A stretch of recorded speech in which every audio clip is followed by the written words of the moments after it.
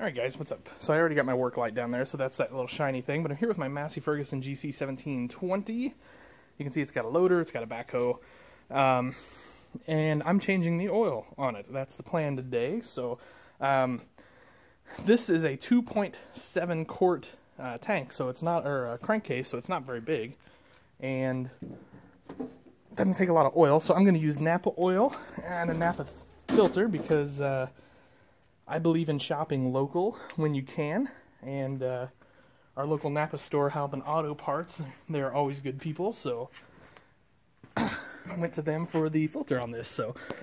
So step one, just gonna pop that dipstick out. I've already got my pan down there, and you can see, dipstick's easy to get to. Here is where we'll add oil. Might go ahead and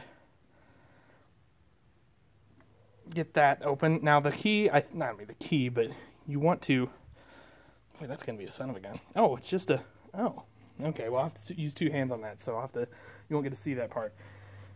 You want to get your motor good and warmed up. So I went outside and actually pushed a couple pile of snows from one side of my parking lot to the other because it's finally melting. And we had that monster 17-inch snow the other day, or well, it's longer than the other day now. And I didn't have any place to put the snow. I was putting it everywhere I could. So anyway, this is technically the 50-hour service, but you can see I'm almost up to 70 hours, and I don't like going over on that, but I had 48 hours on it before that snow hit. And then I pushed my driveway, my parking lot, my parents, my girlfriend's, her neighbors, my neighbors, everybody in their dog's parking lot, and then all of a sudden I put 20 hours on this tractor in like 2 days. So now I'm way over the initial oil change period, and that's, I don't know that it's a huge deal, but I like to stay on that track. But anyway, so step one, pop that dipstick out, get you some cardboard or something to lay on, get your tools ready. That's like a 3/4 drain plug, I guess. It's actually probably metric, but a 3/4 will work, so that's what I'm going to use. Alright, see you under the tractor. Alright, well, I thought, why not do a video? First oil change on the Massey Ferguson GC1720.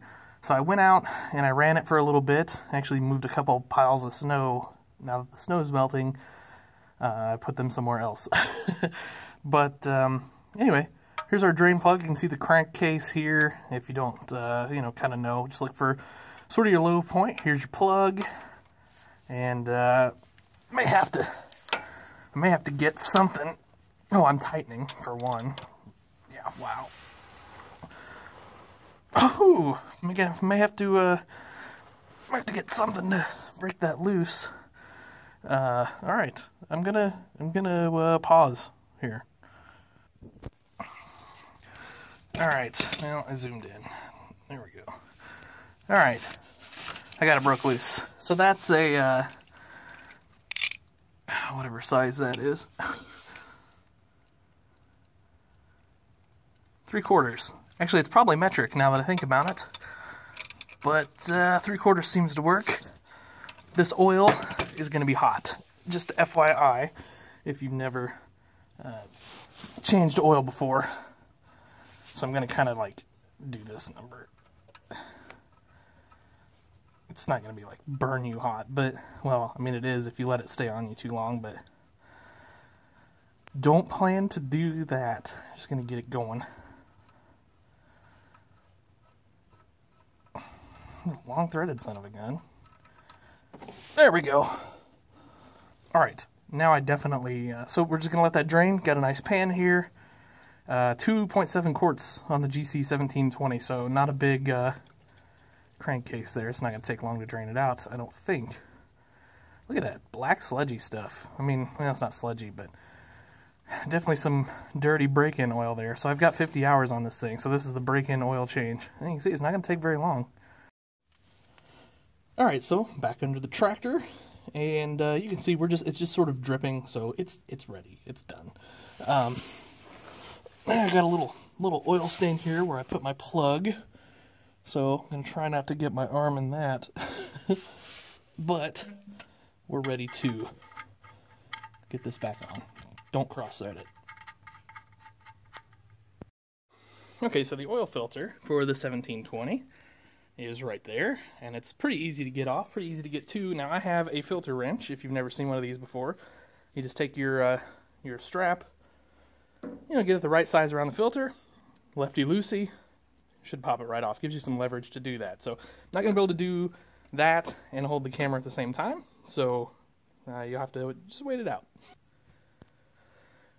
Alright, so I'm back up top now, got the filter on. As you can see, I'm using a Napa 1360 Gold, which is made by Wix, and made here in the good old US of A, as it says. Well, it says it's assembled here in the USA, so good for that.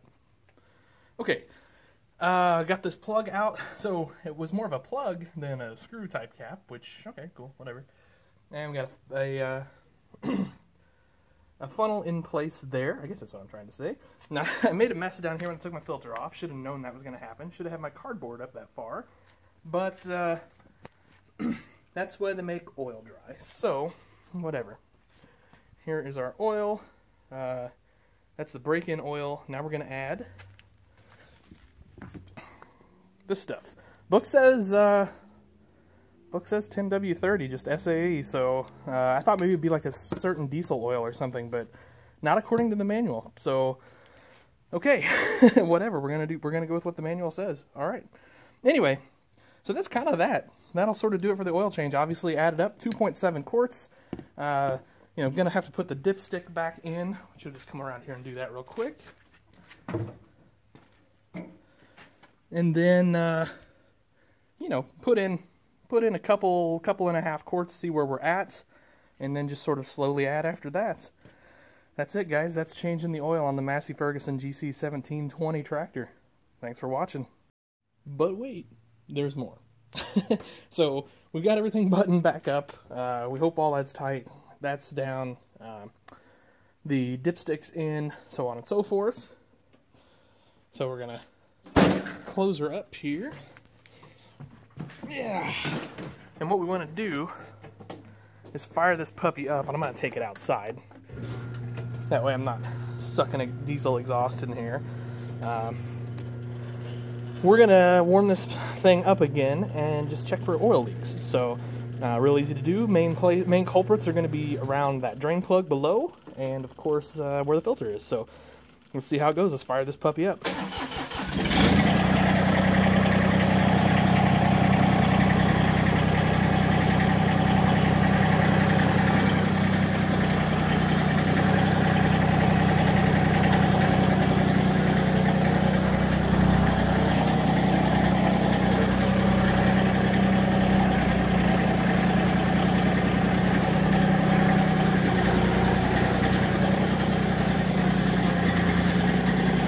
In case you're wondering what I'm doing, I've got some maneuvering to do with the backhoe here. The shop's kind of tight, at least to where I've got the forklift right now.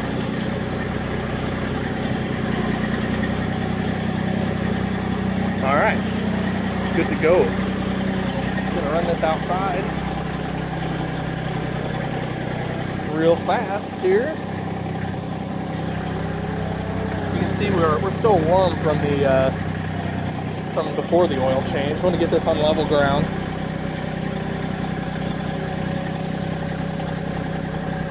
Just park it right here for now. In fact, we could do this with the engine running, because we're just looking for leaks.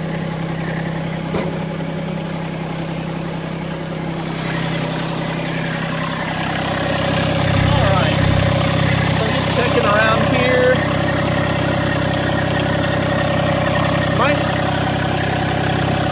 it's hard to tell if that's from before or if that's fresh. Oh, that's not fresh oil, so that's from before. So